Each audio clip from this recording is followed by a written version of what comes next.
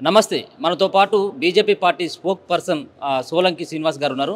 మొత్తానికి తెలంగాణలో జరుగుతున్నటువంటి పరిణామాలపైన, ముఖ్యంగా చెంగిచెర్లలో జరిగినటువంటి ఘటన, ఫోన్ ట్యాంపింగ్‌కు సంబంధించినటువంటి అంశంలో మాజీ మంత్రి కేటీఆర్ చేసేటువంటి వ్యాఖ్యలపైన స్పందించేందుకు శ్రీనివాస్ గారు ఉన్నారు. అన్న నమస్తే అన్న.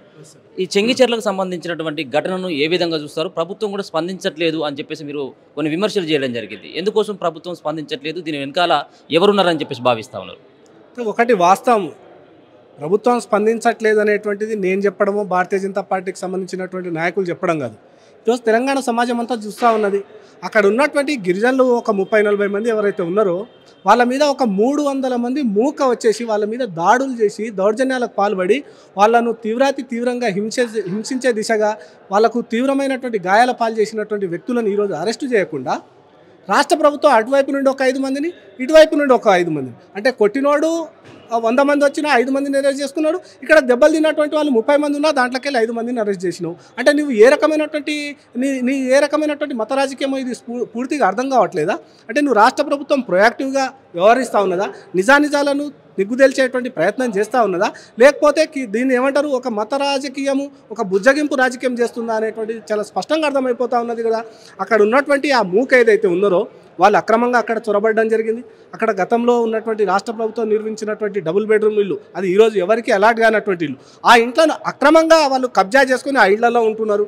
మరి నువ్వు అంతమంది అంత అక్రమంగా అంత అన్యాయంగా వాళ్ళు కబ్జా చేసుకొని వచ్చి ఇక్కడ ఉన్నటువంటి అమాయకుల మీద దాడులు చేసినటువంటి పక్షంలో నువ్వు కనీసం అరెస్టు చేయకపోవడం పక్కన పెట్టేస్తే వాళ్ళను 5 మందిని వీళ్ళను 5 మందిని అరెస్ట్ చేస్తున్నావు. అంటే మన ఊళ్ళలో చూస్తుంటాం, చిన్న గొడవ ఏదైనా అయిందనుకోండి, పిట్టి కేసులు అవుతాయి. వాడొకడు వీడొకడు ఇద్దరు తాగో లేకపోతే ఏదో చేసుకొని కొట్లాడుకున్నప్పుడు ఏం చేస్తారు, వాళ్ళకెళ్ళి ఒక ఇద్దరిని వీళ్ళకెళ్ళి ఇద్దరిని అరెస్ట్ చేసేసి ఇంకా వాళ్ళని పెట్టేసి ఏమైపోతానంటే 2 వర్గాలు కూడా శాంతిస్తాయి. అరే మావాడిని అరెస్ట్ చేసిరు, వాడిని కూడా అరెస్ట్ చేసిరు కదా అనేటువంటి శాంతిస్తారు. ఆ రకంగా రాష్ట్ర ప్రభుత్వం వ్యవహరించడం ఏదైతే ఉందో నిజంగా ఇది ఒక కాంగ్రెస్ పార్టీకి సంబంధించినటువంటి రాష్ట్ర ప్రభుత్వం దివాళా కోరుతున్నాం. కాకపోతే మరేమవుతుంది చెప్పండి? తెలంగాణ సమాజం అంతా ఈరోజు ఏం కళ్ళు మూసుకొని లేదు కదా. నువ్వు దాడులు చేసినటువంటి వాళ్ళను, దౌర్జన్యాలు చేసినటువంటి వాళ్ళను, గాయపరిచినటువంటి వాళ్ళను, మారణాయుధాలు పట్టుకొని వచ్చినటువంటి వాళ్ళను, రాళ్లు కర్రలు పట్టుకొని వచ్చి దాడులు చేసినటువంటి వాళ్ళను పక్కన పెట్టేసి నిజంగా గాయపడ్డటువంటి నిరుపేద గిరిజనులను అరెస్టు చేయడం ఏదైతే ఉందో అది రాష్ట్ర ప్రభుత్వం చర్యలు తీసుకున్నట్ట. ఇంకో విషయం, ఈ మూక ఏదైతే ఉందో ఈ 300-400 మంది ఎవరు వాళ్ళు, ఎక్కడి నుండి వచ్చినటువంటి వాళ్ళు, నిజంగా తెలంగాణ వాసులైనా లేకపోతే భారతీయులైనా, వాళ్ళు మాట్లాడుతున్నటువంటి మాట లేకపోతే వాళ్ళ యొక్క పదజాలం లేకపోతే వాళ్ళ యొక్క స్లాంగ్ను చూస్తే అక్కడ స్థానికులు చెప్తూ ఉంటారు కదా, అన్న వీళ్ళు ఇది మన రాష్ట్రానికి సంబంధించినటువంటి వాళ్ళు కాదు, కనీసం మన దేశానికి సంబంధించినటువంటి వాళ్ళు కాదు, వాళ్ళు మాట్లాడే మాట, వాళ్ళు మాట్లాడే భాష ఏదైతే ఉందో అది మన దేశానికి సంబంధం లేనటువంటి భాష అంటున్నారు. మరి వాళ్ళు రోహింగ్యాలు అనేటువంటి విషయం కూడా ఒకటి బయటపడతా ఉన్నది. వాళ్ళు నిజంగా రోహింగ్యాలా, నిజంగా భారతీయుల, నిజంగా తెలంగాణకు సంబంధించినటువంటి వాళ్ళ అనేటువంటిది ఎవరు తేల్చాలి? రాష్ట్ర ప్రభుత్వం తేల్చాలి కదా. ఈ రోజుకు దాదాపుగా వారం రోజులు కావస్తుంది హోలీ పండుగ అయిపోయి, ఈ రోజు వరకు వాళ్ళ మీద ఎటువంటి చర్యలు లేవంటేనే నువ్వు నిజంగా రాష్ట్ర ప్రభుత్వం ఎట్లా వ్యవహరిస్తూ ఉన్నదో చాలా స్పష్టంగా అర్థమవుతున్నది. రెండో విషయం, వాళ్ళు ఉన్నటువంటి ఆ 300 మంది 400 మంది వాళ్ళు ఎక్కడ పనిచేస్తున్నారు? టీఆర్ఎస్ పార్టీకి సంబంధించి గతంలో కాంగ్రెస్ పార్టీలో ఉండి ఈరోజు టీఆర్ఎస్ పార్టీలో ఎమ్మెల్సీగా ఉన్నటువంటి సలీం ఖాన్ అనేటువంటి వ్యక్తి అక్కడ అక్రమంగా నడుపుతున్నటువంటి జంతువుల వధశాలలో వాళ్ళు పనిచేస్తూ ఉన్నారు. మరి ఈ మొత్తం వ్యవహారానికి బాధ్యుడు ఎవరైతారు? మొత్తం వాళ్ళను పెంచి పోషించి వాళ్ళకి ఏ రకమైనటువంటి యాక్టివిటీస్ నేర్పుతున్నటువంటి సలీం ఖాన్ కాదా? మరి సలీం ఖాన్ మీద ఈ రోజు వరకు ఒక చిన్న ఎఫ్ఐఆర్ కూడా రాష్ట్ర ప్రభుత్వం నమోదు చేయకపోవడం, అక్కడ ఉన్నటువంటి అధికార యంత్రాంగం అంతా కూడా కళ్ళు మూసుకొని ఉన్నట్టుగా మీకు అర్థం కావట్లేదా? ఈ తెలంగాణ సమాజం అంతా చూస్తూనే ఉన్నది కదా.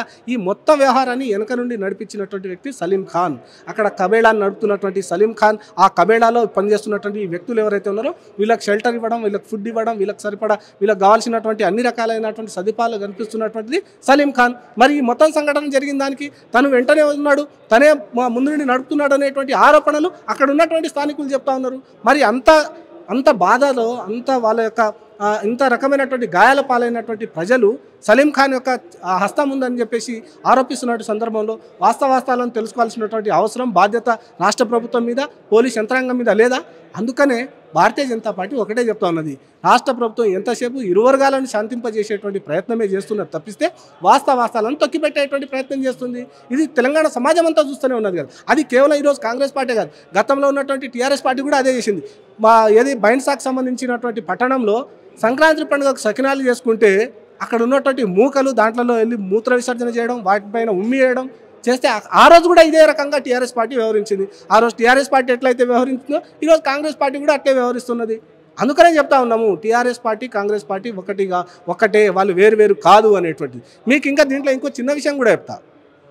కాంగ్రెస్ పార్టీకి సంబంధించినటువంటి రాహుల్ గాంధీ లేకపోతే ప్రియాంక గాంధీ ఇంకెవరన్నా ఏం చేస్తారు, బీజేపీ సంబంధిత పాలిత రాష్ట్రాలలో ఏ చిన్న సంఘటన జరిగినా కూడా పరుగున వెళ్ళి వాళ్ళని పరామర్శించేటువంటి ప్రయత్నం చేస్తారు. రాజకీయాలు ఓట్ల కోణంలో వాళ్ళని చూస్తారు. మరి నిజంగా ఇంత గాయాల పాలైనటువంటి వ్యక్తులు ఎవరైతే ఉన్నారో, పోనీ వీళ్ళెవరో కాదు, చిన్న నిరుపేద గిరిజనులండి. ఆ మాత్రం కనీసం కనికరం, కనీసం మానవత్వం కూడా ఉండకుండా ఉంటుందా? మరి రాహుల్ గాంధీ ప్రియాంక గాంధీ ఏమైనా ఈరోజు కళ్ళు మూసుకొని కూర్చున్నారా? చూడాలి కదా, వాళ్ళను ఏమంటే కలిసే ప్రయత్నం చేయాలి కదా. నీ పార్టీ కదా ఈరోజు అధికారంలో ఉన్నది, నీ పార్టీ కదా ఈరోజు రాష్ట్ర ప్రభుత్వాన్ని నడుపుతా ఉన్నది. మరి నువ్వు కనీసం నీ పార్టీకి సంబంధించినటువంటి ఒక ఎమ్మెల్యేనో ఒక మంత్రినో ఎవరినో ఒక సంబంధిత అధికారినో పంపించి అక్కడ వాస్తవాలు తెలుసుకునేటువంటి ప్రయత్నం చేయాలా లేదా? అదే బీజేపీ పాలిత రాష్ట్రం అయి ఉంటే ఈ రోజు వరకు మొత్తం నానా గగ్గోలు పెట్టేసి నానా హంగామా చేసేవాళ్ళు కాంగ్రెస్ పార్టీకి సంబంధించినటువంటి వాళ్ళు. నేను అయినా కూడా నేనేం ఆ రకంగా చేయాలని నేను చెప్పట్లేదు, వాస్తవాలను బయటికి తీయమని చెప్తున్నా. అక్కడ ఉన్నటువంటి వాళ్ళు నిజంగా తెలంగాణ వాసుల, భారతీయుల, రోహింగ్యాల బయట పెట్టమని చెప్తున్నా. వాళ్ళు కబ్జా చేసుకున్నటువంటి డబుల్ బెడ్రూమ్ ఇళ్లను ఖాళీ చేయించమని చెప్తున్నా. ఈ మొత్తం వ్యవహారంలో కింగ్ పిన్గా ఉన్నటువంటి సలీం ఖాన్ని అరెస్ట్ చేయమని చెప్తున్నా. గాయపడ్డటువంటి బాధితులకు నష్టపరిహారం చెల్లించమని చెప్తున్నా. వాళ్ళకు మెరుగైనటువంటి వైద్యం అందించమని చెప్తా ఉన్నా. ఇది నేను మాట్లాడడంలో ఇది భారతీయ జనతా పార్టీ ఆరోపణ చేసినట్టు ఎట్టవుతుంది? ఇప్పుడు ఫోన్ ట్యాపింగ్ సంబంధించినటువంటి అంశంలో నిన్న మాజీ మంత్రి కల్వకుంట్ల తారక రామారావు మాట్లాడడం జరిగింది. ఈ ఫోన్ ట్యాపింగ్ సంబంధించి చిన్న విషయమే, ఒకవేళ కనుక ఒకరిద్దరు ఫోన్లు ట్యాపింగ్ చేయొచ్చేమో కానీ దీన్ని అంతా భూతద్దంలో పెట్టి ఇదేదో అయిపోయిందన్నట్టుగా చూడడం ఇది సబబు కాదన్నటువంటి వ్యాఖ్యలు చేయడం జరిగింది. ఈ ఫోన్ ట్యాపింగ్ విషయంలో మీరు ఎట్లా స్పందిస్తారు? ఒకటి అంటే కేటీఆర్ గారు మాట్లాడినటువంటి మాటల్లో రెండు కోణాలు అర్థం చేసుకోవాలి. ఒకటి తనే చెప్తా ఉన్నాడు, ఒకరిద్దరిని చేసినాము, ఒకరిద్దరు ఫోన్లు ట్యాపింగ్ చేసి ఉంటే చేసి ఉండొచ్చు, చేసినాం అనేటువంటిది ఒప్పుకుంటా ఉన్నాడు. అసలు ఒకరిద్దరిది కాదు, ఒకరిదైనా చేసేటువంటి అధికారం నీకెవరిచ్చారు? ఒక వ్యక్తి యొక్క వ్యక్తిగత జీవనానికి, వ్యక్తిగత గోప్యతకు భంగం కలిగించేటువంటి అధికారం నీకెవరిచ్చారు? ఫోన్ ట్యాపింగ్ చేయాలంటే దానికి సంబంధించినటువంటి ఒక ప్రొసీజర్ ఉంటుంది, నువ్వు పర్మిషన్ తీసుకోవాలి. నువ్వు తీసుకున్నటువంటి సందర్భాలు ఎక్కడ పోలేదు కదా. నిజంగా ఏదైనా ఒక అన్లాఫుల్ యాక్టివిటీస్ జరుగుతున్నాయి, లేకపోతే సమాజంలో సంఘ విద్రోహ చర్యలు జరిగేటువంటి ప్రమాదం ఉంది అనేటువంటి అనుమానం నీకు ఉంటే, లేకపోతే ఆ రకమైనటువంటి ఆధారాలు ఉంటే దానికి సంబంధించి ఒక ప్రొసీజర్ ఉంటుంది. కానీ వీళ్ళు ప్రొసీజరే ఫాలో కారు కదా. వీళ్ళు రాచరికంలో ఉన్నారు, వాళ్ళు ఏది చేయాలనుకుంటే అది చేసినారు. వాళ్ళు మళ్ళీ ఈ ప్రొసీజర్ని ఫాలో అవుతారు, ఫోన్ ట్యాపింగ్ మీద కరెక్ట్ స్పందిస్తారు అనుకుంటే అది మన యొక్క అమాయకత్వమే అవుతుంది తప్పిస్తే ఇంకోటి కాదు. రెండో విషయం నేనేమంటానంటే, కేటీఆర్ గారు నిన్న మాట్లాడినటువంటి భాషలో కూడా తన యొక్క భాషను, తన యొక్క అహంకారాన్ని చాలా స్పష్టంగా అర్థమైపోతుంది. గతంలో వాళ్ళ అధికారంలో ఉన్నప్పుడు ఏ రకంగా అయితే మొత్తం విర్రవీగిరో, ఈరోజు అధికారం దిగిపోయినా కూడా ఆ అధికార మదం అనేటువంటిది ఇంకా కిందికి దిగనట్టుంది వాళ్ళకు. అందుకనే ఒక లుచ్చాగాలజ్ చేసినావు, లఫంగా గాలజ్ చేసినావు అంటున్నారు. లుచ్చాగాళ్ళు, లఫంగా గాలని మా ఊర్లో ఎవరిని అంటారంటే, నాది పాలమూరు జిల్లా, మా దగ్గర ఎట్లా అంటారంటే, ఎవరైనా ఒక అవినీతి పాల్పడితేనో, ఒక చిన్నపిల్లనో లేకపోతే ఒక మహిళ మీదనో అఘాయిత్యాలకు పాల్పడితేనో, ఏదైనా ఒక చేయరాని పనులు చేస్తే వాళ్ళని లుచ్చాగాళ్ళు అంటారు. మరి నువ్వు గతం 10 సంవత్సరాలుగా చేసింది ఏంది? తెలంగాణ సంపదలను దోచుకుంటావు కదా. కాళేశ్వరం ప్రాజెక్టు పేరు మీద ఉన్నటువంటి సంపదలను మొత్తం దోచుకున్నావు కదా. ఏదైతే నువ్వు Telangana richest state in the country అని చెప్పినటువంటి నువ్వు ఈరోజు 7 లక్షల కోట్లకు అప్పుల్లో కూరుకోపే రకంగా చేసింది నీ ప్రభుత్వం, నీ పార్టీ కదా. మరి ఎవరిని అనాలి? ఆ రకమైనటువంటి భాష ఎవరిని వాడాలి? మిమ్మల్ని వాడాల్సి వస్తుంది కదా. లుచ్చాగాలనేటువంటి పదము మనం ఒక హుందాగా వ్యవహరించాల్సినటువంటి అవసరం ఉంది. నువ్వు ఈరోజు ఒక బాధ్యతాయుతమైనటువంటి ఎమ్మెల్యేగా ఉన్నావు, గతంలో మంత్రిగా పనిచేసినావు, ఒక పార్టీకి నువ్వు వర్కింగ్ ప్రెసిడెంట్గా ఉన్నావు. నువ్వు మాట్లాడేటువంటి భాష ఎట్లుండాలన్నా నిన్ను చూసి 10 మంది ఇన్స్పైర్ కావాలి. కానీ ఈ రకమైనటువంటి భాష నువ్వు వాడొచ్చా? ఎవరిని నువ్వు లుచ్చా అంటావు? ఇప్పుడు ఈరోజు నువ్వు ఆ రోజు అధికారంలో ఉన్నప్పుడు ఎదుటోడు నీకు లుచ్చా కనిపించిండు, ఈరోజు నేను అధికారంలో ఉన్నా, నువ్వు నా కళ్ళకు అదే రకంగా కనిపిస్తావు, నేను కూడా అదే రకమైనటువంటి భాష మాట్లాడితే నువ్వు దానికి ఒప్పుకుంటే ఈ రకమైనటువంటి భాష మాట్లాడు. కాబట్టి నేనేమంటానంటే, ఈ ఫోన్ ట్యాపింగ్ వ్యవహారంలో వాస్తవాలు కూడా బయటికి రావాలి. ఎందుకంటే ఒకవైపు రేవంత్ రెడ్డి గారేమో మొత్తం నా ఇంటికి సంబంధించినటువంటి, నా ఇంట్లో జరిగినటువంటి అన్ని సంఘటనల మీద వీళ్ళు నిఘా పెట్టిరని వారు ఆరోపిస్తున్నారు. బండి సంజయ్ కుమార్ గారు, భారతీయ జనతా పార్టీకి సంబంధించినటువంటి జాతీయ ప్రధాన కార్యదర్శి గారు, వాళ్ళు ఏ రకమైనటువంటి నిరసన కార్యక్రమాలు గతంలో ప్రతిపక్షంలో ఉన్నటువంటి సందర్భంలో చేసినా కూడా తన యొక్క ఫోన్లు ట్యాప్ అయిన అనేటువంటిది కూడా మాకు ఒక రకమైనటువంటి సమాచారం మాకుంది. సో ఈ రకంగా అన్ని ఇంకా ఎవరెవరిని చేసిరనేటువంటిది అర్థం కాదు. ఇదంతా పక్కన పెడితే నువ్వు అవకాశం ఫోన్ ట్యాపింగ్ చేయమని ఒకరి మీద అవకాశం కల్పిస్తే నీ చేసినటువంటి నీ నీ ముఠా ఏదైతే ఉందో ఏం చేసింది? వ్యాపారస్తుల మీద, ఏది మన రియల్ ఎస్టేట్ వ్యాపారుల మీద, లేకపోతే బంగారం వ్యాపారాల మీద, వాళ్ళ మీద నీ యొక్క ఈ మొత్తం వ్యవహారాన్ని వాళ్ళ మీద ప్రయోగించి అక్రమంగా కోట్ల రూపాయలు సంపాదించారు కదా. మరి వాళ్ళ మీద ఏ రకమైనటువంటి చర్యలు తీసుకోవాలో అది కూడా కేటీఆర్ గారే చెప్పాల్సినటువంటి అవసరం ఉంది. కాకపోతే భాషను మార్చుకొని ఒక సరైన భాషతో చెప్పాలని చెప్పేసి భారతీయ జనతా పార్టీ డిమాండ్ చేస్తూ ఉంది. ఇంకొక అంశం ఏదైతే లిక్కర్ స్కామ్ అంతా దేశవ్యాప్తంగా చర్చ నడుస్తూ ఉంది. దీంట్లో ఒక పక్కన తెలంగాణ నుంచి ఎమ్మెల్సీ కల్వకుంట్ల కవిత, మరో పక్కన ఢిల్లీ ముఖ్యమంత్రి అరవింద్ కేజ్రీవాల్ కూడా అరెస్ట్ కావడం జరిగింది. అయితే ఇదే లిక్కర్ స్కామ్లో ఒక వ్యక్తి దగ్గర నుంచి బీజేపీ పార్టీ 60 కోట్ల రూపాయలను తీసుకొని అక్కడ ఒక నిందితుడిని వదిలేసింది అన్నటువంటి ఆరోపణ కూడా నిన్న కేటీఆర్ చేయడం జరిగింది. దీని పట్ల మీరేమంటారు? అంటే కేటీఆర్ గారికి 60 కోట్లు తీసుకుందా భారతీయ జనతా పార్టీ, 600 కోట్లు తీసుకుందా అనేటువంటి విషయం ఈ రోజు తెలిసిందా, గతంలోనే తెలిసిందా? ఈ రోజు ఎందుకు బయట పెట్టేటువంటి ప్రయత్నం చేస్తున్నాడు? కేటీఆర్ గారే కాదు, రాహుల్ గారు, ఆయన ఎవరు, మన కేజ్రీవాల్ గారు కూడా చెప్తా ఉన్నారు, నా దగ్గర పక్కా ఆధారాలు ఉన్నాయి, దీని మీద నేను అన్ని కోర్టులో చెప్తా అని చెప్తున్నాను. మరి అన్ని ఆధారాలు ఉంటే నీ పార్టీకి సంబంధించినటువంటి ఏది ఆమ్ ఆద్మీ పార్టీకి సంబంధించినటువంటి మనీష్ సిసోడియా, సంజయ్ సింగ్ వాళ్ళందరూ జైల్లో ఉన్నారు కదా, వాళ్ళందరూ జైల్లో ఉండాల్సినటువంటి పరిస్థితి ఎందుకు వచ్చింది? కేజ్రీవాల్ గారు ఈ వాస్తవాలన్నింటిని బయట పెట్టాల్సినటువంటి అవసరం ఉండే కదా. కేటీఆర్ గారు ఈరోజు మాట్లాడుతున్నటువంటి కేటీఆర్ గారు గతం నుండి దాదాపుగా సంవత్సర కాలంగా నానుతూ వస్తున్నటువంటి కేసు ఇది. సంవత్సర కాలంగా స్టెప్ బై స్టెప్ దీని మీద ప్రొయాక్టివ్గా నడుస్తూ ఉన్నది.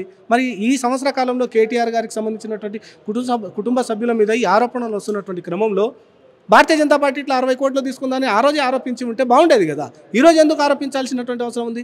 నీ కిందికి, నీ చాప కిందికి నీరు వచ్చేసరికి బురద వేరే వాళ్ళ మీద జల్లేటువంటి ప్రయత్నం చేయడము. నేను ఒక్కడనే కాదు, దీంట్లో భారతీయ జనతా పార్టీకి సంబంధించినటువంటి వ్యక్తులు కూడా ఉన్నారనేటువంటి లేనిపోయినటువంటి ఆరోపణలు చేయడం, బట్టగాల్చి మీద పడేసేటువంటి ప్రయత్నం చేస్తూ ఉన్నారు. నిజంగా నీ దగ్గర అటువంటి ఏదైనా ఆధారాలు ఉంటే కోర్టులో సబ్మిట్ చేయి, నేనేం కాదంటలేను కదా.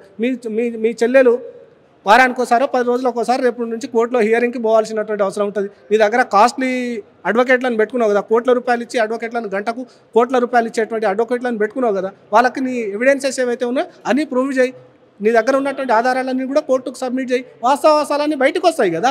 దాంట్లో ఊరికే ఒకరి మీద ఒకరు ఆరోపణలు చేసుకోవడం, ఒకరి మీద ఇంకొకరు రంగులు చల్లడం, బురద చల్లడం, లేకపోతే బట్టగాల్చి మీద వేయడం కాకుండా వాస్తవాలు బయట రావాలంటే నీ దగ్గర ఉన్నటువంటి ఆధారాలు బయట పెట్టమని చెప్పేసి డిమాండ్ చేస్తూ ఉన్నాం మేము. దాంట్లో నీకు నిజంగా నీ దగ్గర ఆధారాలు ఉంటే నువ్వు ఉలిక్కిపడాల్సినటువంటి అవసరం లేదు కదా. మీడియాలో ప్రకటించాల్సినటువంటి సెన్సేషనల్ స్టేట్మెంట్స్ ఇవ్వాల్సినటువంటి అవసరం కూడా లేదు కదా. నీ దగ్గర ఏ చిన్న ఆధారం ఉన్నా కూడా అది కోర్టుకు సబ్మిట్ చేయి. కేసు అంతా కూడా కోర్టు పరిధిలో ఉన్నది. ఈరోజు కోర్టులే తెలుస్తాయి కదా న్యాయాలు. ఈరోజు Bharatiya Janata party, TRS party కాదు కదా ఈ దేశంలో న్యాయం ఏది, అన్యాయం ఏది అని తేల్చాల్సింది. కోర్టులు ఉన్నాయి కదా. కోర్టు పరిధిలో ఉన్నటువంటి అంశంలో నువ్వు ఎట్లా మాట్లాడతావు? నీ దగ్గర ఏం ఆధారం ఉంటే ఆ ఆధారం కోర్టుకి ఇచ్చేసి కోర్టులు తెలుస్తాయి ఏది నిజం, ఏది నీళ్ళు, ఏది పాలు అనేటువంటిది. నీ చెల్లెల యొక్క ప్రమేయం ఉందా, నీ ప్రమేయం ఉందా, నీ కుటుంబ సభ్యుల ప్రమేయం ఉందా, నీ పార్టీకి సంబంధించినటువంటి నాయకుల ప్రమేయం ఉందా అనేటువంటి కోర్టులు తెలుస్తాయి. కాబట్టి నీ దగ్గర ఉన్నటువంటి ఆధారాలన్నీ కోర్టుకు సమర్పించు. తర్వాత కోర్టులు ఏ రకమైనటువంటి తీర్పులు ఇస్తే చూద్దాం. కానీ ఇంకొక మాట అన్న, అంటే ఎన్నికలప్పుడు మాత్రమే బీజేపీ పార్టీకి గుర్తొస్తూ ఉంటుంది మత రాజకీయాలు, అంతేకాకుండా మతాల మధ్యన సిచ్చు పెట్టేటువంటి ప్రయత్నం చేస్తూ ఉంటుంది బీజేపీ పార్టీ. దాంట్లో ఉదాహరణ ఇప్పుడు మీరు అన్నటువంటి చెంగిచెర్ల ఘటన కూడా ఇప్పుడు ఎన్నికలు ఉన్నాయి కాబట్టి దీన్ని ఒక అంశాన్ని తెర మీదకి తీసుకొచ్చింది అన్నటువంటి వాళ్ళకు మీరు ఏం సమాధానం చెప్తారు? ఒకటి, నిజంగా ఆ రకమైనటువంటి వ్యాఖ్యానాలు చేసేటువంటి వ్యక్తులు మూర్ఖులు అని చెప్పేసి భావించాల్సినటువంటి అవసరం ఉంది. అక్కడ ఉన్నటువంటి నిరుపేద గిరిజనులకు భారతీయ జనతా పార్టీకి ఏమైనా సంబంధం అన్న? వాళ్ళు నిజంగా బీజేపీకి ఓటేస్తారో లేదో కూడా నాకు తెలియదు. వాళ్ళు వేసిరో లేదో కూడా వాళ్ళు కూడా చెప్తారో లేదో కూడా తెలియనటువంటి పరిస్థితి ఉన్నది. వాళ్ళు ఏదో పుట్టకుటి కోసం చిన్న చిన్న పనులు చేసుకొని బతికేటువంటి వ్యక్తులకు నీ మత రాజకీయాలకు ముడి పెడుతున్నావు అంటేనే మీ యొక్క దివాళా కోరుతనం, మీ దిగజారుడుతనం ఏందనేటువంటిది చాలా స్పష్టంగా అర్థమైపోతా ఉన్నది. నిజంగా నువ్వు ఆ రకంగానే మాట్లాడాల్సి వస్తే మరి 300 మంది వచ్చి దాడి చేసినటువంటి వాళ్ళ మీద ఈ రోజు వరకు ఏ పార్టీ కూడా మాట్లాడట్లేదు ఎందుకు? అక్కడ ఉన్నటువంటి వ్యక్తులు 30 మందో 40 మందో ఒకవైపు ఉన్నారు, నిరుపేద గిరిజనులు ఒకవైపు ఉన్నారు, 300 మంది బలిసినటువంటి నా కొడుకులేమో ఒకవైపు ఉన్నారు. ఆ 300 మంది వచ్చి కొట్టినటువంటి సందర్భంలో నువ్వు ఎవరిది రాజకీయం అని చెప్పాలి? ఆ 300 మందిని ఏ ఒక్కరైనా కనీసం కన్నెత్తి చూసేటువంటి ప్రయత్నం చేసిరా? వాళ్ళ మీద ఒక్క మాటనన్నా మాట్లాడేటువంటి ప్రయత్నం చేసిరా? వాళ్ళ గురించి మాట్లాడాలంటే ఈ నా కొడుకులకు ఉత్సపడుతుంది. కానీ వాళ్ళేమో బీజేపీ మత రాజకీయాలు చేస్తుంది, ఎన్నికల ముందే వస్తుందనంటే మీరేమైనా ఈ రకంగామైనటువంటి ప్రయత్నాలు చేస్తూ ఉన్నారు. అందుకనే మీ పార్టీకి సంబంధించి మీకు సానుభూతి పరులుగా ఉండేటువంటి వాళ్ళను ఈరోజు ఏదైనా ఒక కేసులో ఇరకబెడితే భారతీయ జనతా పార్టీని దోషిగా చూపించి ఆ వర్గం ఓట్లను కొల్లగొట్టడానికి ఎవరైతే బీజేపీ మీద ఈరోజు ఆరోపణలు చేస్తున్నారో వాళ్ళే ఈ రకమైనటువంటి కుట్రలు బంతున్నటువంటి అనుమానం కూడా ఈరోజు తెలంగాణ సమాజం లేవనెత్తుతుంది కదా. ఎవరైతే బీజేపీని బద్నాం చేసేటువంటి ప్రయత్నం చేస్తున్నారో వాళ్ళ మీదనే ఈరోజు వాళ్ళ వైపే 4 ఏళ్ళు పోతున్నాయి. 1 ఏళ్ళు బీజేపీ వైపు ఉంటే 4 ఏళ్ళు వాళ్ళ వైపే ఉన్నాయి. కాబట్టి వాస్తవాలు అనేటువంటి వాటిని మరుగున పెట్టేసి కేవలం ఓట్ల కోసం ఈ రకమైనటువంటి నీచ వ్యాఖ్యానాలు చేయడం, దిగజారుడు రాజకీయాలు చేయడం అనేటువంటి సరికాదు.